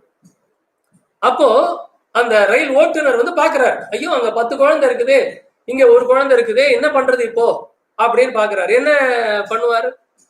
நம்ம என்ன இப்ப நம்ம தான் அதுக்கு வந்து அப்பா என்ன பண்ணணும் சொல்லுப்பா அப்படின்னு நம்மள கேட்கிறாரு. என்ன பண்ணணும்னு சொல்லுங்க பாக்கலாம். என்ன பண்ணுவோம் நம்ம? நம்மளுடைய உடனடியா நம்மள இந்த பதில் என்ன வரும்? ஐயோ அங்க ஒரு குழந்தை தான் இருக்குது, இங்க 10 குழந்தை இருக்குது, ரயில் ட்ராக் அந்த பக்கம் திருப்பி விடுன்னு சொல்லுவோம். சொல்லவும் மாட்டோமா? ரயில அந்த பக்கமா திருப்பி விடியா, அங்க ஒரு குழந்தை தான் விளையாடிட்டு இருக்குதுன்னு சொல்லுவோம். இதுதான் இன்றைய நிலை. நம்மளுடைய நிலை, மனது எல்லாம் அப்படிதான் இருக்கு. ஆனா என்ன கொடுமை அது, அந்த குழந்தைக்கு அங்கே ரயில் வராது என்று தெரிந்துதான் அது அங்கே விளையாடி கொண்டிருக்கின்றது. அப்போ அந்த அந்த உணர்வு, அந்த அறிவு அங்கே சாகடிக்கப்பட வேண்டுமா? இங்க 10 குழந்தைகள் ரயில் வரும்னு தெரிஞ்சு அங்க விளையாடிட்டு இருக்குது. அந்த 10 குழந்தையை நம்ம காப்பாத்துறதுக்கு முடிவெடுப்போம். இதுதான் நம்முடைய முடிவு. நம்மளுடைய முடிவு என்ன தெரியுங்களா? தப்பு பண்றவங்க எல்லாம் காப்பாத்துறது தான் நம்முடைய முடிவு. தப்பு பண்ணாதவனை அழிக்கிறது தான் நம்முடைய முடிவு. இதுதான் நம்மளுடைய செயல்பாடு. அந்த குழந்தை என்ன பாவம் பண்ணுச்சு? அதுக்கு ரயில் வராதுன்னு தெரிஞ்சுதான் அங்க விளையாடுச்சு. அதுல திடீர்னு ட்ரெயினை திருப்பி விட்டு அந்த குழந்தைய சாவடிக்கலாமா? நம்மளுடைய முடிவு அப்படித்தான் இருந்து கொண்டிருக்கு. இன்றைய சூழ்நிலை, இன்றைய காலகட்டம், இன்றைய வாழ்க்கை முறை அப்படிதான் இருக்கு. தப்பு பண்றவனெல்லாம் நம்ம காப்பாத்தி வளர விட்டுக்கிட்டே இருக்கிறோம். தப்பு செய்யாதவனை அப்படியே விட்டுரும். அவன் எப்படியாவது போட்டோம் அப்படின்னு விட்டுரும். இந்த நிலை மாற வேண்டும் ஐயா. இந்த நிலை மாற வேண்டும். நம்ம கிட்ட முடிவு கொடுத்தா என்ன முடிவு எடுக்கணும்? அந்த குழந்தை தவறு செய்யாத குழந்தை, ரயில் வராது என்று தெரிந்துதான் அது அங்கே விளையாடி கொண்டிருக்கிறது. அந்த குழந்தை காப்பாற்றப்பட வேண்டும். அதுதான் நீதி, நியாயம், தர்மம். அந்த முடிவு எடுப்போமா? நிச்சயமா எடுப்போம். ஒரு குழந்தையோட உயிர் பெருசா, 10 குழந்தையோட உயிர் பெருசா? இங்க 10 குழந்தையோட உயிர் இருக்குது. அப்படி என்றுதான் நாம் நியாயம் பேசுவோம். ஆனா கடவுளுடைய நியாயம் அப்படி அல்ல. ஏன்னா அந்த மாதிரி நியாயம் இருந்துச்சு அப்படின்னா எப்படி நல்லவங்க வாழ முடியும்? அப்புறம் எதுக்கு நல்லவனா இருக்கணும்னு கேட்கிறேன் நான். அப்ப இதுதான் கடவுளின் முடிவு என்றால், தவறு செய்பவர்கள் காப்பாற்றப்படுவார்கள் என்று கடவுள் முடிவு என்றால், ஏன் நான் தவறு செய்யாமல் இருக்க வேண்டும்? ஏன்னா இப்ப மொத்த உலகமும் தவறு பண்ணிட்டு இருக்குது. அப்ப தவறு பண்ணால இந்த வெறும் கொஞ்சம் பேர் மட்டும் இங்க வாழ்ந்துட்டு இருக்கிறாங்க. ஆனால் ஒரு பிரளயம் வரும் பொழுது தவறு செய்பவர்கள் அதிகமாக இருக்கிறார்கள், அவர்கள் காப்பாற்றப்பட வேண்டும். தவறு செய்யாதவர்கள் குறைந்தவர்களாக இருக்கிறார்கள், அவர்கள் அழிந்தால் பரவாயில்லை என்று கடவுள் நினைப்பானேயானால் அதிலே என்ன தர்மம் இருக்கின்றது? அப்புறம் எதுக்கு ஏன் நான் அந்த கடவுளை கும்பிடணும் அப்படின்னு போயிடும். அதனால இதுதான் இன்றைய சூழ்நிலை. அதுக்காக தான் சொல்ல வந்தேன். அப்ப நம்முடைய நிலைமையை, இறைவனின் நிலைமையை நினைந்து நினைந்து உணர்ந்து உணர்ந்து வரக்கூடிய நெகிழ்ச்சி இருப்பாருங்க. நெகிழ்ந்து நெகிழ்ந்து நெகிழ்ந்து நெகிழ்ந்து. அப்ப நம்ம எப்படிப்பட்ட ஒரு சன்மார்க்கத்துல நித்திய கருமோதி எல்லாருக்கும் தெரியும். இந்திரிய ஒழுக்கம் எல்லாருக்கும் தெரியும். கரண ஒழுக்கம் எல்லாருக்கும் தெரியும். ஜீவ ஒழுக்கம், ஜீவகாரண்ய ஒழுக்கம், ஆன்ம ஒழுக்கம் எல்லாருக்கும் தெரியும். அதுல 100% வாழறோமா? வாழ்வதில்லை. எத்தனை பேர் 4 மணி நேரம் மட்டும் தூங்குறோம் சொல்லுங்க? எத்தனை பேர் பழம் சாப்பிடாம இருக்கிறோம் சொல்லுங்க? எத்தனை பேர் கிழங்கு சாப்பிடாம இருக்கிறோம் சொல்லுங்க? எத்தனை பேர் தோசை சாப்பிடாம இருக்கிறோம்? எத்தனை பேர் வடை சாப்பிடாம இருக்கிறோம்? எத்தனை பேர் பால் சாப்பிடாம இருக்கிறோம்? இல்ல இன்சொல்லாடல் எல்லார்கிட்டையும் இருக்குதா? பொய் சொல்லாதிருத்தல் எல்லார்கிட்டையும் இருக்குதா? பிறர் குற்றம் விசாரியாதிருத்தல் எல்லார்கிட்டையும் இருக்குதா? பிறர் மேல் கோவியாதிருத்தல் எல்லார்கிட்டையும் இருக்குதா? தன்னை மதியாதிருத்தல் எல்லார்கிட்டையும் இருக்குதா? எத்தனை குற்றங்களோடு நாம் வாழ்ந்து கொண்டிருக்கின்றோம். ஆனால் நம்மை இறைவன் எப்படி காப்பாற்றி கொண்டிருக்கின்றார்? அதுதான் நம்மளுடைய கருணை. வள்ளல் பெருமான் அவ்வளவு கருணையானவர், இரக்கமே வடிவானவர். நம்மளெல்லாம் அப்படியே தாங்கி குடிச்சிட்டு இருக்கிறார். பரவாயில்லடா போடா, சரி போ, இனிமேலாவது முயற்சி பண்ணு, இனிமேலாவது முயற்சி பண்ணு. நாமளும் இனிமே முயற்சி பண்றேன் அப்படின்னு முயற்சி. நான் என்னுடைய அகராதியில் இந்த முயற்சிங்கிற வார்த்தையை அடிக்க சொல்லியிருக்கேன். முயற்சி என்பது இருக்கக்கூடாது, முடிவு எடுங்கள். இப்படித்தான் இருக்க வேண்டும் என்று முடிவெடுங்கள், முயற்சி செய்யாதீர்கள். முயற்சினா நம்ம செஞ்சுக்கிட்டே தான் இருப்போம். முடிவெடுக்க வேண்டும். இப்படித்தான் வாழ வேண்டும் என்று முடிவெடுத்து நாம் வாழ்ந்தோம் என்றால் அப்பொழுதுதான் நம்மால் இந்த ஒழுக்கங்களில் கடைபிடிக்க முடியும். பாட்டுக்கு வர அப்படியே எங்கேயாவது போயிருக்கணும். நினைந்து உணர்ந்து நெகிழ்ந்து அது வரும்பொழுது என்ன ஆகுமோ, ஆண்டவன் மேல அன்பு அதிகமாயிட்டே போகும். நம்முடைய வருகை பதிகம் அடியார் எழுதி கொடுத்திருக்கிறாங்க இல்லையா, அன்பர்கள் வள்ளல் பெருமானை பத்தி. அந்த படிகத்தை பாடும் போது எப்படி இருக்கணும் சொல்லு. உலகம் தழைக்க வந்துதித்த உருவே வருக, நீ எங்க இருந்தாலும் இங்க வா அப்படின்னு கூப்பிடணும். அது அப்படி அழைக்கக்கூடிய பாடம் இல்லையா. நம்ம உட்காந்துக்கிட்டு வள்ளல் பெருமானை எப்ப வாப்பா இங்க அப்படின்னு பக்கத்துல அவருக்கு, நம்ம இங்க உட்காந்துட்டு பக்கத்துல அவருக்கு ஒரு ஆசனம் போட்டு வைக்கணும். அவர் உட்காருவார். உலகம் தழைக்க வந்துதித்த உருவே வருக, ஓதாதே உச்ச கலைகள் அனைத்தினையும் உணர்ந்தோ வருக அப்படின்னு அவரை கூப்பிடணும். அது எப்படி கூப்பிட முடியும்? அந்த உணர்வு இருக்கணும். நினைந்து உணர்ந்து நெகிழ்ந்து அன்பே நிறைந்து ஊற்றெழும் கண்ணீர் அதனால் உடம்பு நனைந்து அப்படி அந்த நெகிழ்ச்சி அதிகமாக கண்ணிருந்து தண்ணி கொட்டுயா, அப்படியே தண்ணி கொட்டும். அருளமுதே நன்னிதியே ஞான நடத்தரசே என் உரிமை நாயகனே என்று வணைந்து ஏத்து அவனை போற்றி ஏத்து. போற்றி நின் அருள், போற்றி நின் பொது, போற்றி நின் புகழ், போற்றி நின் ஒரு அப்படின்னு அவனை போட்டு. அந்த மாதிரி அந்த பக்தியை தான் இங்கே எடுத்து காட்டுகின்றார்.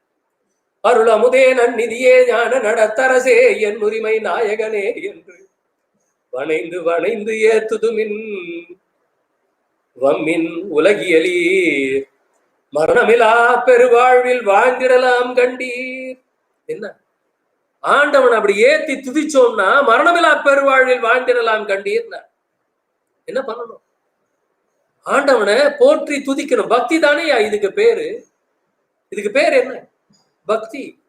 இப்ப சன்மார்க்கத்துல இப்படி பக்தி பண்ணா அது தப்புங்கிறாங்க. ஆனா வள்ளல் பெருமான் இந்த பாசுரங்களில் கண்டபடி தெய்வ பாவனை செய்யுங்கள், இந்த பாசுரங்களில் கண்டபடி வழிபாடு செய்யுங்கள்னு சொல்லிட்டு போயிருக்காரு. சொல்லிட்டு பாத்துக்கிட்டு இருக்கிறார் நம்மளெல்லாம். டேய், நான் என்ன சொன்ன, நீங்க என்ன வழிபாடு பண்றீங்கன்னு பாத்துட்டு இருக்க.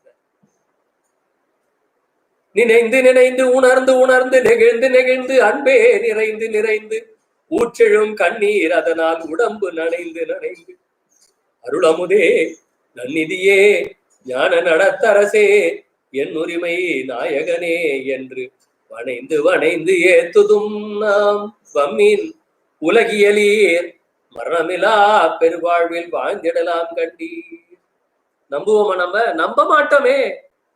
நம்மளுடைய குண இயல்பு என்ன சொன்ன நம்புவோமா? அவரு என்னமோ வெள்ள துணியை சுத்திட்டு என்னத்தையோ சொல்லிட்டு இருக்கிறாரியா, மரணத்தை ஜெயிக்கலாமா? என்ன கதை விடுறா இருப்பார் இருந்தால்.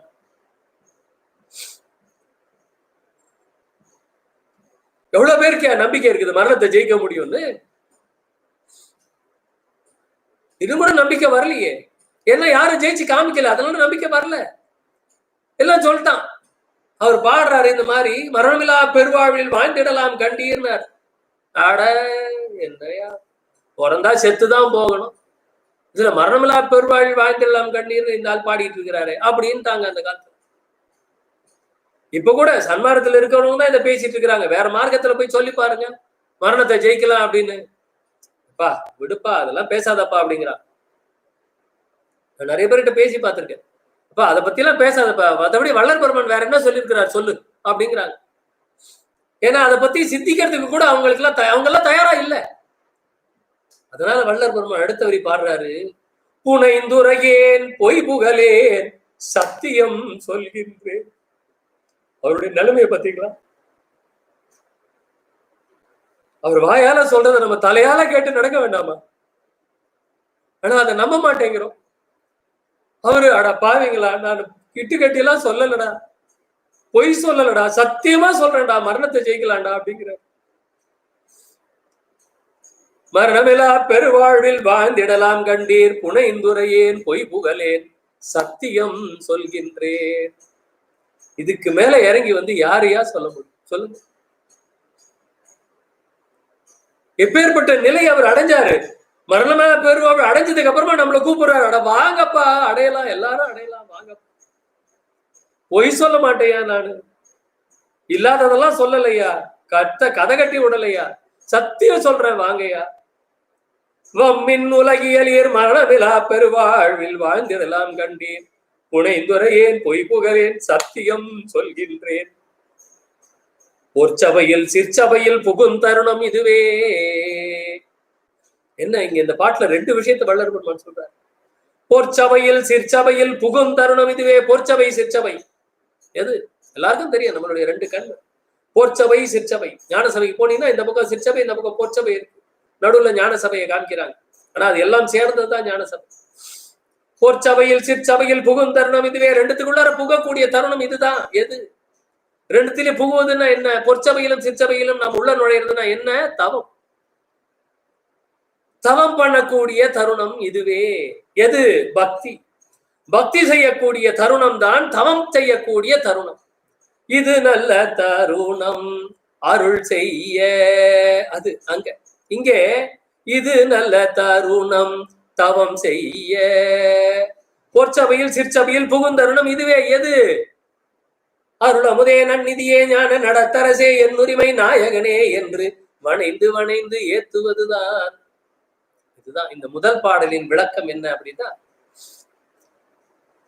ஆண்டவனை தொடர்ந்து நினைச்சு நினைச்சு, நம்மளுடைய சிறுமையை நினைச்சு, அவன் நம்மளை காப்பாத்திட்டு இருக்கிறானே, அவனுடைய அந்த பெருமையை இரக்கத்தை நினைத்து, அதை உணர்ந்து, அவனுடைய அந்த கருணையையும் பெருமையையும் உணர்ந்து, அதனால நம்மளுடைய உள்ளம் உருகி நெகிழ்ச்சி ஏற்பட்டு, அவன் மீது அன்பு பெருகி பெருகி, அவனை நாம் அளவிட முடியாத அருஞ்சொற்பொருட்களால் அவனை வாழ்த்தி போற்றி பக்தி செய்தோமே, செய்கின்ற அந்த தருணம் தான் நாம் தவம் செய்வதற்கு ஏற்ற தருணம்.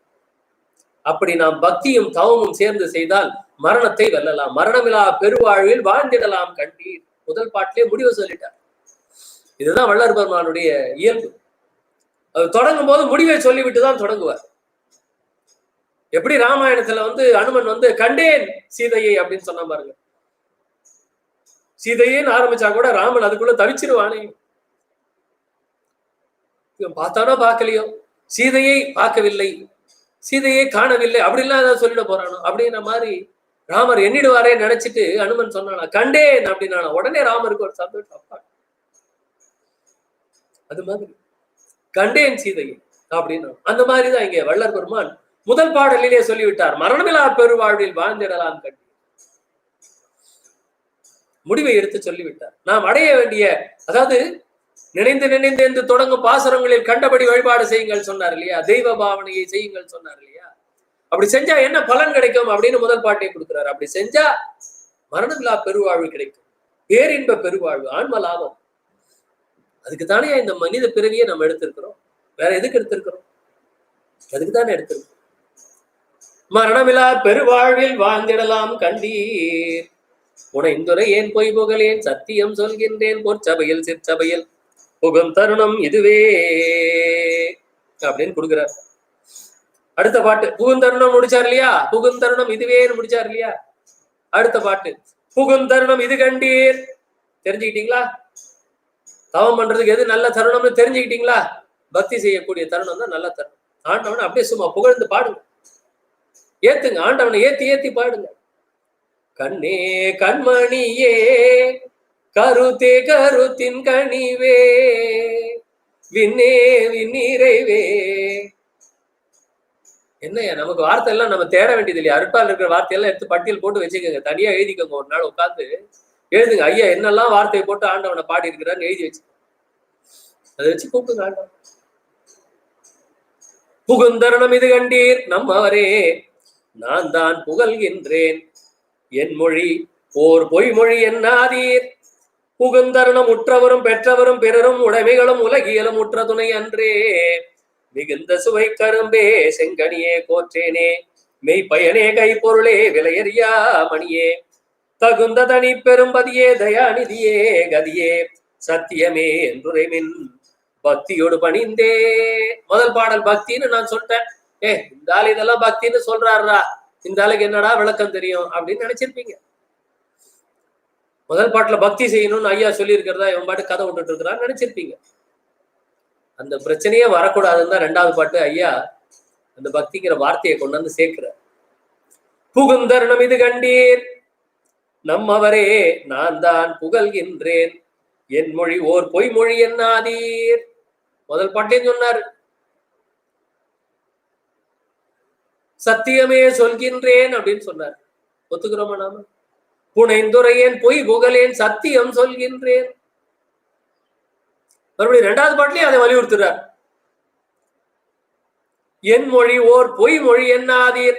நான் சொல்றது பொய்ன்னு நினைக்காதீங்கப்பா. நான் எப்பயுமே உங்ககிட்ட கூட ஏற்கனவே சொல்லியிருக்கேன், வள்ளர் பெருமானை பார்த்தா எனக்கு பாவமா இருக்கும். நான் அவரை பார்த்து பாவப்பட்டு இருப்பேன். அவர் நம்மளெல்லாம் பார்த்து பாவப்பட்டு இருக்கிறாருன்னு சொல்லுவோம், ஐயோ பாவம் இப்படி இருக்கிறாங்களே மனுஷங்க.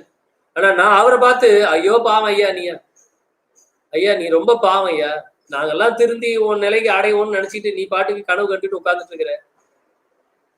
தங்கமே அணையார் கூடிய ஞான சமரச சன்மார்க்க சங்கம் கண்டு கழிக்கவும் அப்படி நீ கனவு கண்டுட்டு உட்காந்துருக்க, நீ தான் ஏன் பாவம் அப்படின்னு நான் சொல்லுவேன். அவரை பார்த்தா எனக்கு பாவமா இருக்கும்.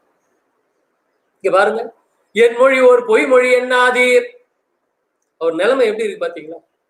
நான் சொல்றது பொய்ன்னு நினைக்காதீங்கன்னு சொல்ற அளவுக்கு நம்ம அவரை வச்சுட்டோமே. அவர் சொல்றத பொய்ன்னு நினைக்கிற அளவுக்கு வச்சுட்டோமே. அவர் வந்து ஐயோ நான் பொய் சொல்லலைன்னு சொல்ற அளவுக்கு அவர் நம்ம வச்சுட்டோமே. சத்தியம் பண்ணி அவர் பேசுற அளவுக்கு நம்ம அவரை கொண்டு போய் நிறுத்திட்டோமே அப்படின்னு எனக்கு ரொம்ப வருத்தம். ஐயோ இது ஐயா சொல்லியிருக்கிறார் அப்படின்னு அப்படியே நம்ம தலைமையில எடுத்துட்டு செய்ய வேண்டாமா? காலால் இட்டதை தலையால் செய்வேன்னு சொல்லுவாங்களே, அந்த மாதிரி இல்லாம நம்ம வந்து அவர் சொல்றது அது சரியா இருக்குமா தப்பா இருக்குமா அப்படின்னு நம்ம ஆராய்ச்சி பண்ணலாமா? சொல்லுங்க பாக்க. என் மொழி பொய் மொழி என்னாதீர். அடுத்தது பெரிய தத்துவத்தை போட்டு உடைக்கிறார். ரெண்டாவது பாட்டிலேயே பெரிய உண்மையை கொண்டாந்து இங்க நம்மள்ட்ட சொல்ல வர. என்ன உண்மை? பெரிய உண்மை எல்லாருக்கும் தெரியும், ஆனா யாருக்கும் தெரியாது. இது எல்லாருக்கும் தெரியும், ஆனா யாருக்கும் தெரியாது. ஊகுந்தருணம் உற்றவரும் பெற்றவரும் உடைமைகளும். ஊகுந்தருணம் உற்றவரும் பெற்றவரும் பிறரும் உடைமைகளும் உலகியலும் உற்ற துணை அன்றே.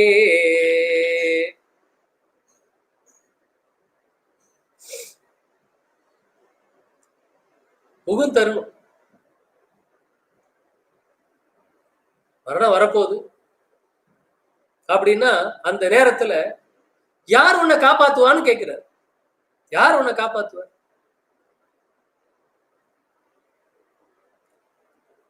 உற்றவரும் காப்பாத்துவாங்களா? இல்ல பெற்றவரும் நம்மளை பெத்து வளர்த்து ஆளாக்குனாங்களே அவங்க நம்மளை காப்பாற்ற முடியுமா? இல்ல நம்ம துணையா வந்திருக்கிறாங்க அவங்கதான் நம்மளை காப்பாற்ற முடியுமா? இல்ல உலகத்துல இருக்கிற வேற யாராவது நம்மளை காப்பாற்ற முடியுமா?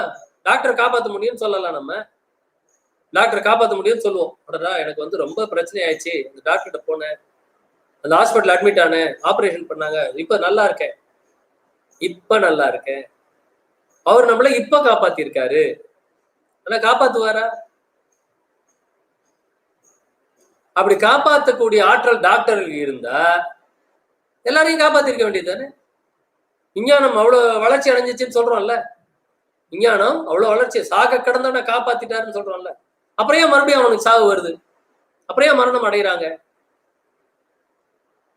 அப்ப இன்னும் மரணத்தை ஜெயிக்கிறதுக்கு விஞ்ஞானம் எதையும் கண்டுபிடிக்கல. விஞ்ஞானம் எதையும் கண்டுபிடிக்கல. ஏன்னா டாக்டர் அப்படின்னும் போது அந்த டாக்டரே செத்துதானே போறாரு இல்லையா? கார்டியாலஜி டாக்டர் ஹார்ட் அட்டாக்ல சாவறது பார்த்துருக்கிறோமே.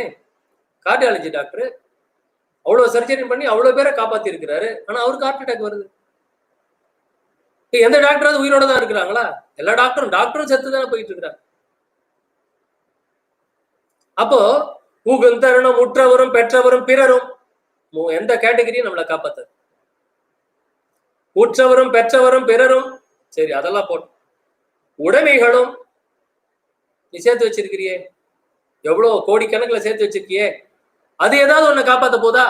யமன் வரும்போது, எப்பா நீ வராத, இந்த அவனுக்கு நான் 10 கோடி தரேன், நீ வராத அப்படின்னா அதை உடனே விட்டு போயிடுவானா யமன்? லஞ்சம் வாங்காத ஒரே ஆள் அவன் தான். நம்ம ஆண்டவனுக்கு கூட லஞ்சம் கொடுத்துன்னு இருக்கிறோம். நம்ம ஆண்டவனுக்கு கூட லஞ்சம் கொடுத்துன்னு இருக்கோம். எனக்கு நீ வேலை வாங்கி குத்திட்டீங்கன்னா 108 தேங்காய் உடைக்கிறேன், இல்ல 108 தேங்காய் உடைச்சு, அப்பா நான் 108 தேங்காய் உடைச்சிருக்கேன், எனக்கு வேலை வாங்கி கொடுத்து இல்லையா? ஆண்டவன் கூட நம்ம லஞ்சம் கொடுத்துன்னு இருக்கிறோம். அவன் வாங்குறானோ இல்லையா அது வேற விஷயம். ஆனா எவனுக்கு மட்டும்தான் லஞ்சம் கொடுக்க முடியல. கொடுக்க முடிஞ்சா ஏதாவது ட்ரை பண்ணிருக்கலாம், கொடுக்க முடியல எவனுக்கு. டிமிக்கி தான் கொடுத்துட்டு இருக்கோம், எவனுக்கு டிமிக்கி கொடுத்துருக்கோம். இப்ப வந்து கொஞ்சம் தப்பிச்சுக்கும், இப்ப தப்பிச்சுப்போம், அவ்வளவுதான். டிமிக்கி கொடுத்துட்டு இருப்போம், ஆனா முழுசா முடியாது. உகந்தரனும் பெற்றவரும் உற்றவரும் பெற்றவரும் பிறரும் உடைமைகளும், நீ என்னல சேர்த்து வச்சிருக்கிற எதுவுமே. உலகியலும், இந்த உலகியல் எவ்வளவு நண்பர்கள், எவ்வளவு குழுமங்கள், எவ்வளவு இருக்கு இந்த உலகியல். எத்தனையோ பண்ணிருக்கிறோமே இந்த உலகியல்ல. இந்த உலகியலும் உற்ற துணை அன்றே. எவ்வளோ பெரிய விஷயத்த கொண்டாந்து கொடுக்கிறார். இதை புரியணும். வழிபாடு பண்றதுக்கு இதுக்கு என்ன சம்பந்தம் இல்லையா? இந்த கேள்வி வரணுமா இல்லையா? வழிபாடு பண்றதுக்கும் இதுக்கு என்ன சம்பந்தம்? சம்பந்தம் இருக்கு. இது எதுவுமே நம்மளை காப்பாத்தாது. யார் காப்பாத்துவான்? இறைவன் மட்டும்தான் காப்பாத்துவாங்கிற அந்த உணர்வோட வழிபாடு பண்ணணும் ஐயா. ஓர் துணை நின் பொன்னடி என்றுண்ணுகின்றேன், உன்னை அன்றி யார் துணையும் வேண்டேன் நண்புடைய ஐயாவே. அதை படிக்கும் போது கேர்ஃபுல்லா படிங்க. இந்த சில வாசகங்கள்லாம் வந்து கேர்ஃபுல்லா படிக்கணும். ஓர் துணை நின் பொன்னடி என்றுண்ணுகின்றேன், உன்னை அன்றி யார் துணையும் வேண்டேன் நண்புடைய ஐயாவே. இப்படி படிக்கலாமா? படிச்சா என்ன அர்த்தம்? கடவுள் வந்து பார்ப்பான், அடடா யார் துணையும் வேண்டான்னு சொல்லிட்டான் இவன் அப்படின்னு தூரம் போயிடுவோம். அப்படி படிக்கக்கூடாது. அதனாலதான் எப்படி படிக்கணும்? ஓர் துணை நின் பொன்னடி என்றுண்ணுகின்றேன், அங்க நிறுத்துங்க. உன்னை அன்றி யார் துணையும் வேண்டேன் நண்புடைய ஐயாவே. உன்னை தவிர வேற யார் துணையும் வேண்டான்னு பொருள்படுகிற படிக்கணும். அதை மாத்தி நிறுத்தினோம்னு வச்சுக்கோங்க, ஆண்டவன் துணை கூட வேணான்னு பொருளாயிடும். ஓர் துணை நின் பொன்னடி என்றுண்ணுகின்றேன், உன்னை அன்றி யார் துணையும் வேண்டேன் நண்புடைய ஐயாவே. அப்படி படிக்கணும். எப்படி நின் உள்ளம் இருக்கின்றது என் அளவில், அப்படி நீ செய்க எனக்கு அன்புடைய ஐயாவே. எவ்வண்ணம் நின் கருத்து இங்கு என் அளவில் எண்ணியதோ, அவ்வண்ணம் செய்க எனக்கு அன்புடைய ஐயாவே. என்ன தோணுதோ செய்யப்பா, என்னால் ஆவதொன்றும் உனக்கில்லையே நீனும் என் தாய், உன்னால் வாழுகின்றேன் எனக்கு உண்மை ஊரை தருளே. நம்மளால ஏதாவது ஆகுமா? ஆண்டவனுக்கு சொல்லுங்க பார்க்கலாம். ஒன்னும் ஆகாது. நம்மளால அவனுக்கு என்ன இருக்குது ஆகிறதுக்கு? அதை நம்ம உணரணும். அதுதான் அந்த உணர்வோட நம்ம வந்து வழிபாடு பண்ணணும். அதுக்காக தான் இங்க சொல்றாரு, உகுந்தரனும் உற்றவரும் பெற்றவரும் பிறரும் உடைமைகளும் உலகியலும் உற்ற துணை அன்றே. இது எதுவும் துணை இல்லப்பா, நீதான் துணை. ஓர் துணை நின் பொன்னடி என்றுண்ணுகின்றேன், இருக பிடித்து கொண்டேன் பதத்தை இனி நான் விடுவேனோ. உன்னை பிடித்த கையால் பிறரை தொழுவேனோ. அதாவது இதெல்லாம் எப்படி இருக்கணும்னா, இந்த கற்புக்கரசின்னு சொல்லுவாங்க, இந்த மாதிரி ஒரே கடவுள், அவரை தான் பிடிக்கணும், அவரை தான் மட்டும்தான் பிடிக்கும். அப்படியே சுத்தி சுத்தி அது தப்பு. அது வந்து பக்குவம் வராது. அதுல குறையா சொல்ல, பக்குவம் வராது. அதான் இங்க சொல்றார், உகந்தரனும் உற்றவரும் பெற்றவரும் பிறரும் உடைமைகளும் உலகியலும் உற்ற துணை அன்றே. அப்ப யார் துணை? மிகுந்த சுவை கரும்பே. கரும்பு, சுவை கரும்பு, மிகுந்த சுவை கரும்பு. யார சொல்றாரு? ஆண்டவனை சொல்றாரு. மிகுந்த சுவை கரும்பே செங்கனியே போற்றேனே மெய்ப்பயனே கைப்பொருளே விலையறியா மணியே தகுந்ததனி பெரும்பதியே தயாநிதியே கதியே சத்தியமே என்புரை மின் பக்தியோடு பணிந்தே.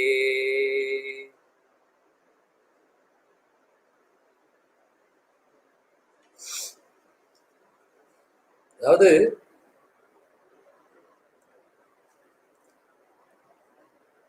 மிகுந்த சுவை கரும்பே செங்கனியே மெய்ப்பயனே போர்த்தேனே.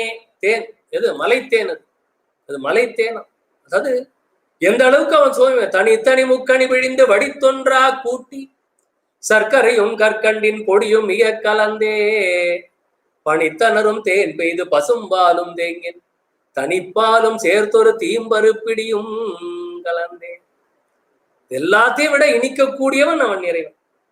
இவ்வளோ இது எல்லாத்தையும் கலந்து போட்டு ஒரு ஒரு சாறு எடுத்து வச்சீங்கன்னா அதை விட சுவை மிகுந்தவன் இறைவன். அதான் இங்க சொல்ற. மிகுந்த சுவை கரும்பே செங்கனியே கோற்றேனே மெய்ப்பயனே கைப்பொருளே விலையறியா மணியே. கைப்பொருளேங்கிறார். கைப்பொருள்னா என்ன? நம்ம கையில அப்படியே இருக்கா, நான் தயாரா இருக்கிறோம். கைப்பொருள் அப்படி இருக்கிற ஆண்டவன்.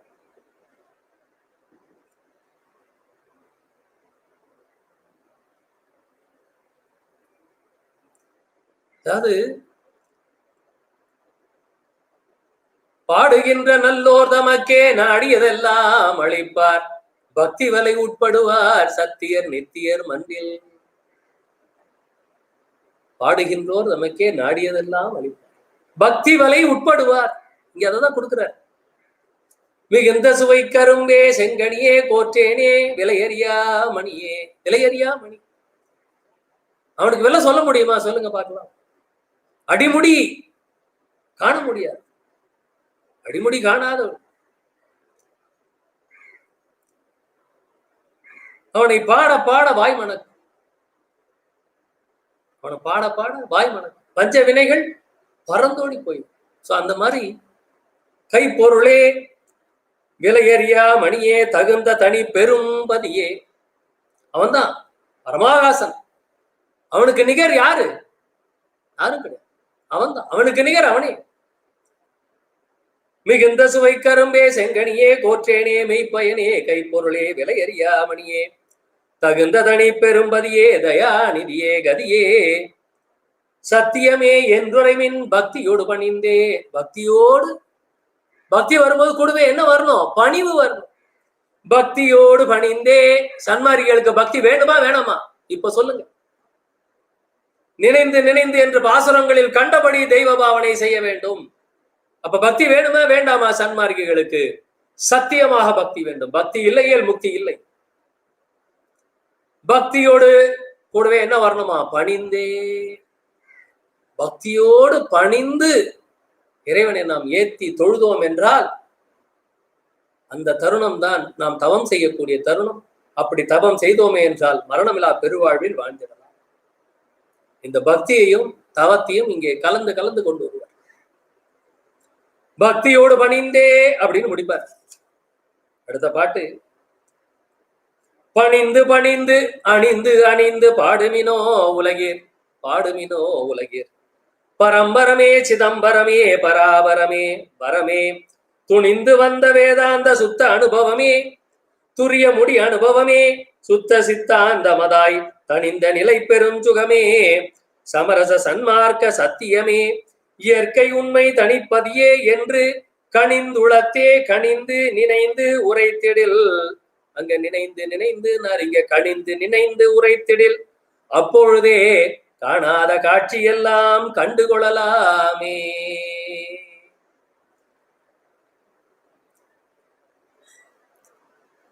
பணிந்து பணிந்து அப்படிங்கிறார். மறுபடியும் அடுக்கு தொடர் கொண்டு வர்றார். பணிந்து பணிந்துன்னா என்ன அர்த்தம்?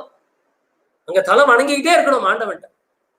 ஆண்டவன்ட்ட அப்படி நெஞ்ச நிமித்தி தலை நிமித்தி பேசவே கூடாது.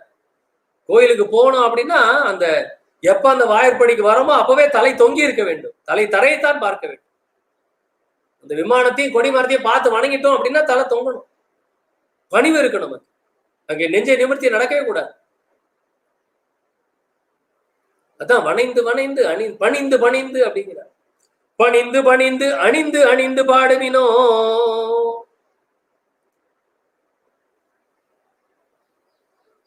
பணிந்தறியேன் அன்புடனே பாடுதலம் அறியேன் படித்தறியேன் கேட்டறியேன் பக்தியில் பூமாலை அணிந்தறியேன். அங்கதான் கொடுக்குறார். பக்தியில் பூமாலை அணிந்தறியேன். இங்க என்ன பண்றாங்க? அணிந்தறியேன். இங்க தெரிஞ்சாச்சு. அணிந்து அணிந்து பணிந்து பணிந்து அணிந்து அணிந்து பாடுவினோ பக்தி தான். பக்தியில் பூமாலை அணிந்தறியேன் அப்படின்னு சொன்னார் இல்லையா? இப்ப இங்க மேல 2 பாட்டியும் பக்தி சொன்னாரு. பக்தியோடு பணிந்தே, அந்த வார்த்தையை மறந்துடாதீங்க. பக்தியோடு பணிந்தே, பணிந்து பணிந்து, அணிந்து அணிந்து பாடுமினோ உலகே. அணிதல்னா என்ன? அணிதல்னா அப்படியே நம்ம இப்ப சட்டை அணிஞ்சுக்கிறோம், அந்த மாதிரி இல்ல. நகை அணிந்து கொள்வது, அந்த மாதிரி. அந்த அணிதல் அப்படின்னா என்ன? போட்டுக்கொள்ளும். நம்மளுடைய பொத்திய மலப்பினி புழு குரம்பை தான் சித்தியல் சுத்த சன்மார்க்க சேர்ப்பினால், அதுதான் அணிதல். அதுதான் அணிதல், சேர்த்துக்கணும். இங்க நம்ம இறைவனை பக்தியோட பணிந்து பணிந்து அணிந்து அணிந்து பாடுமினோ உலகீர்.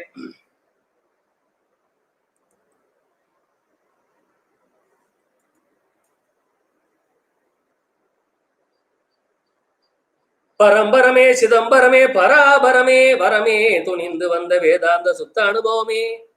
இங்க எங்க கொண்டு போறார் பாருங்க. பரம்பரமே சிதம்பரமே. சிதம்பரம்னா என்ன?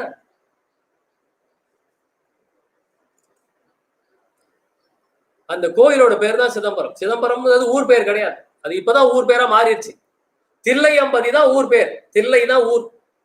அந்த கோயிலின் பேர் சிதம்பரம். கோயிலின் பேர் சிதம்பரம், அதுவே இப்ப ஊர் பேரா மாறிடுச்சு. பரம்பரமே சிதம்பரமே பராபரமே வரமே துணிந்து வந்த வேதாந்த சுத்த அனுபவமே. எல்லா சாத்திரங்களும் எல்லா வேதங்களையும் இங்க எடுத்துன்னு வந்து சொல்லிடுறார். சொல்லிட்டு துணிந்து வந்த வேதாந்த சுத்த அனுபவமே, துரிய முடி அனுபவமே, சுத்த சித்தாந்த மதாய் தனித்த நிலை பெருஞ்சுகமே அப்படின்னு எல்லாத்தையும் சொல்றார். என்னன்னா, இங்கே அசையும் பொருள் அசையா பொருள் அப்படின்னு இருக்கு இல்லையா? அது எல்லாம் அசையும் பொருள் அசையா பொருள் அனைத்திலும் இறைவன் இருக்கின்றார். அந்த மாதிரி மண்ணில் மண்ணாகவும், நீரில் நீராகவும், நெருப்பில் நெருப்பாகவும், காற்றில் காற்றாகவும், விண்ணில் விண்ணாகவும், அந்த மாதிரி அவன் இல்லாதது எதுவுமே கிடையாது. இதுதான் வேதாந்தம் சொல்லுது. வேதாந்தம் அவன் இல்லாமல் எதுவுமே இல்லைன்னு வேதாந்தம் சொல்லுது. ஒவ்வொரு ஜீவனுக்குள்ளும் அவன் இருக்கின்றான். ஆனால் நான் அவனை அறிவதில்லை, அனுபவிப்பதில்லை. இது மாதிரி இந்த வேதாந்தம் சித்தாந்தம் எல்லாம் என்ன சொல்லுதோ, இல்ல அனுபவத்துல துரிய அனுபவம் வருது, அதுல என்ன நீங்க அனுபவிக்கின்றீர்களோ அனைத்தும் அவன் தான். அதுதான் இங்க சொல்றார். புறத்துல எவ்வளவு வடிவத்துல நம்ம இறைவனை பார்த்தாலும் அகத்துல அந்த துரிய முடிமேல் நிலை இல்லை அப்படின்னு சொல்றாரு. துரிய முடி அனுபவமே. துரியம்ங்கிறது ஒரு நிலை, அனுபவ நிலை. தவம் பண்ணணும்னு சொன்ன இல்லையா? அந்த தவம் பண்ணும்பொழுது வரக்கூடிய அனுபவ நிலை துரிய முடி அனுபவமே, சுத்த சித்தாந்த மதாய் தனித்த நிலை பெருஞ்சுகமே, சமரச சன்மார்க்க சத்தியமே.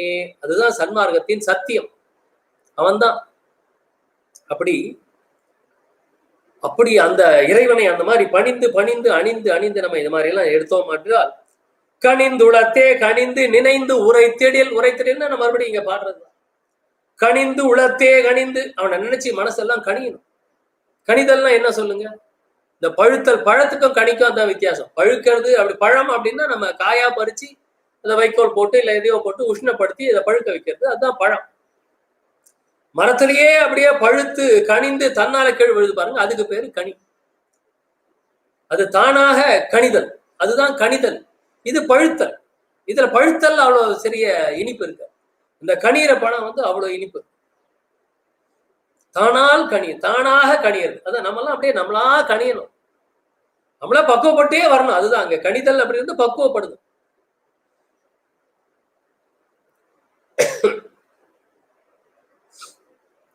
சுய புத்தி சொல் புத்தின்னு சொல்லுவாங்க இல்லையா? சொல் புத்தி வேணும், ஆனா சொல் புத்தியே கேட்டுட்டு இருந்தோம்னா நம்ம கணியவே மாட்டோம், பழுக்கதான் செய்வோம். அந்த சொல் புத்தியை கேட்டு சுய புத்திக்கு எடுத்துட்டு போய் சுய புத்தியா மாறணும். அது சுய புத்தியா இருந்துட்டா நல்லது. சுய புத்தி இல்லாத போது என்ன பண்ண முடியும்? சொல் புத்தியா சுய புத்தியா மாத்தணும், அப்பதான் கணிய முடியும். இல்லாட்டி சொல் புத்தியா இருந்தா பழுக்கதான் முடியும், கணிய முடியும். அதுதான் இங்க சொல்ற. கணிந்து உளத்தே கணிந்து நினைந்து உரைத்தெடில். மறுபடியும் நினைச்சு பாருங்கயா, வளர் பெருமான் என்ன இப்ப எப்படி சொற்பொழிவு பண்ண வச்சிருக்கிறாருல, அதை நினைச்சு பார்க்கும்போது எனக்கு எப்படி இருக்குது? நான் என்ன சன்மார்க்க ஒழுக்கங்கள்லாம் முழுசா கடைபிடிக்கிறேன்னா, என்னையா சன்மார்க்க பேச வைக்கிறேன், ஐயோ என்னையும் பேச வைக்கிறியே அப்படின்னு நினைக்கும் போதே அங்க ஒரு நெகிழ்வு வருது இல்லையா? உணர்ந்து கணிந்து உளத்தே கணிந்து நினைந்து உரைத்தெடில். காணாத காட்சி எல்லாம் கண்டு கொள்ளலாமே. தவத்தினால என்ன பலன் கிடைக்கும் சொல்றாரு. கண்டதெல்லாம் அனித்தியமே. அடுத்த பாட்டுக்கு வருவாரு. நம்ம அடுத்த பாட்டு சொல்றதுக்கு நேரம் இருக்கா தெரியலையே. 3:17 கஷ்டம் தான் நினைக்கிறேன். நம்ம இதுவரைக்கும் பார்த்துட்டு இருந்தோம் இல்லையா, அதெல்லாம் இல்ல. இதுவரை காணாத காட்சி எல்லாம் கண்டு கொள்ளலாமே. இப்ப பக்தியிலேயே இவர் இவ்வளவு கொடுக்கிறாரு. அப்ப தவத்துல உட்கார்ந்தா இன்னும் என்ன? அதாவது தவத்துலதான் சொல்றாரு, காணாத காட்சியெல்லாம் கண்டு கொள்ளலாமே. அந்த பக்தியும் தவத்தையும் வலியுறுத்திக்கிட்டே வர. சன்மார்க்கத்துல பக்தி வேணும். பக்தியை எப்படியா வெளிப்படுத்த முடியும்? பக்தி உள்ளே வச்சுட்டு இருந்தா என்ன? நான் பக்தியோட தான் இருக்கேன், நான் பக்தியோட தான் இருக்கேன், நான் ரொம்ப பணக்காரன், பணத்தை வீட்லயே பீரோலயே வச்சுட்டு இருந்தா என்ன பிரயோஜனம்? அதை எடுத்து வேண்டப்பட்டவங்களுக்கு கொடுக்கணும். அப்பதானே அதுக்கு உண்டான பொருள், அதுக்கு உண்டான பலன் அப்பதானே கிடைக்கும். அப்பதானே அதுக்கு பொருளே இல்லையா? அப்ப எனக்கு பக்தி இருக்குது உள்ளே வச்சுட்டு இருந்தா என்ன பிரயோஜனம்? வெளிப்படுத்த வேண்டும். பணத்தை நாம் வெளிக்கொணர வேண்டும். அதை அடுத்தவர்களுக்கு பயன்படுத்த வேண்டும். வள்ளல் பெருமான் அவருடைய பக்தியை வெளியே கொண்டு வந்தார். தேனே உளங்கொள் தெளிவே அகண்ட, அது மாதிரி எல்லா பாட்டிலையும் பக்தியை கொண்டு வந்தார். கொண்டு வந்து விட்டார். தாயாகி தந்தையுமாய் தாங்குகின்ற தெய்வம். அவன் எப்படி தாங்குறான்? தடித்த ஓர் மகனை தந்தையின் அடித்தால் தாயுடன் அணைப்பள், தாய் அடித்தால் பிடித்தொரு தந்தை அணைப்பன். இங்கெனக்கு பேசிய தந்தையும் தாயும் கொடி திருமேனி அம்பலத்தாடும் புனித நீ ஆதலால் என்னை அடித்தது போதும் அணைத்திடல் வேண்டும் அம்மையப்பா. பக்தியை வெளியே கொண்டு வந்து காமிச்சார். அப்படி காட்டினதுனால்தான் நமக்கு தெரியுது எல்லாம். அப்ப பக்தியோட இருக்கேன்னு சொல்லிட்டு பக்தியை வெளியே காட்டலன்னா என்ன அர்த்தம்? எப்படி வெளியே காட்டுறது? தீபாராதனை பண்றது இல்லையா? இப்ப நிறைய சங்கங்கள்ல நிறுத்திட்டாங்க ஐயா. வள்ளல் பெருமானுக்கு தீபாராதனை காட்டுவது இல்லை. எவ்வளவு பெரிய தவறு அது. எனக்கு 2 தலைப்பு வேணும். அருட்பெரும் ஜோதி ஆண்டவர்னு ஒரு தலைப்பு வேணும். வள்ளல் பெருமானை வணங்கலாமா கூடாதா அப்படிங்கிறதுல வள்ளல் பெருமானை வணங்குவோம் அப்படிங்கிற ஒரு தலைப்புல நான் பேசுறேன். எனக்கு இதுக்கு நீங்க அனுமதி கொடுத்தீங்கன்னா சந்தோஷம். எல்லாருக்கும் எடுத்து சொல்லணும். அதுல மறுக்கக்கூடியது ஏதாவது இருந்தால் என்கிட்ட தாராளமா மறுத்து சொல்லுங்கள். நான் தயாராக இருக்கின்றேன். இது வீண்வாதம் கிடையாது, இதெல்லாம் சத்விச்சாரம். என்னன்னா அப்படி நீங்க சொல்றது தப்புன்னு நான் சொல்லல. ரொம்ப சந்தோஷம். சரி. அப்ப இங்கே அந்த பணிந்து இந்த முடிச்சிடுறேன்.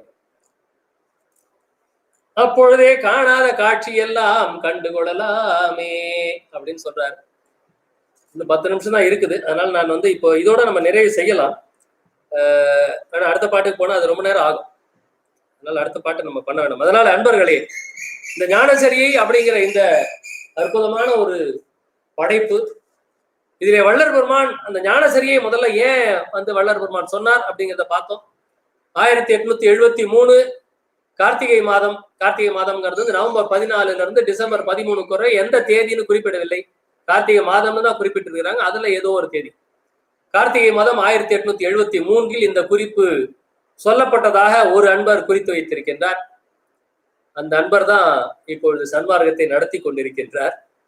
அவருடைய குறிப்பின்படி எல்லாரும் தீபத்தை வழிபாடு செய்து கொண்டிருக்கின்றார்கள். ஆனால் வள்ளல் பெருமான் அந்த குறிப்பில் சொன்னது என்ன என்றால், தீப முன்னிலையில் இறைவன் விளங்குவதாக பாவித்து. தீப முன்னிலையில் இறைவன் இருக்கின்றான், தீபம் இறைவன் அல்ல. இது ஒரு கருத்து. அடுத்தது நினைந்து என்று தொடங்கும் பாசுரங்களில் கண்டபடி தெய்வ பாவனையை நாம் அந்த தீபத்தில் செய்ய வேண்டும் என்று சொல்லியிருக்கின்றார். நினைந்து அந்த பாசுரங்களில் கண்டபடி அப்படின்னா என்ன சொல்லியிருக்கிறார்னு பார்த்தோம். பக்தி அப்புறம் தவம், இந்த 3 பாடல்களில் பக்தியையும் தவத்தையும் வலியுறுத்துகின்றார்.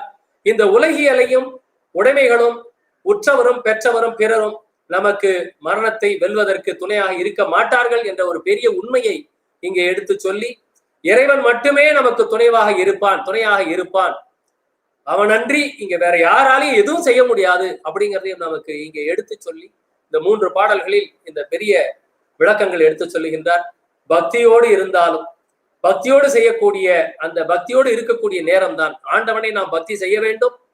அந்த பக்தி செய்யக்கூடிய நேரம் தான் தவம் செய்வதற்கு உகுந்த நேரம், தகுந்த நேரம்.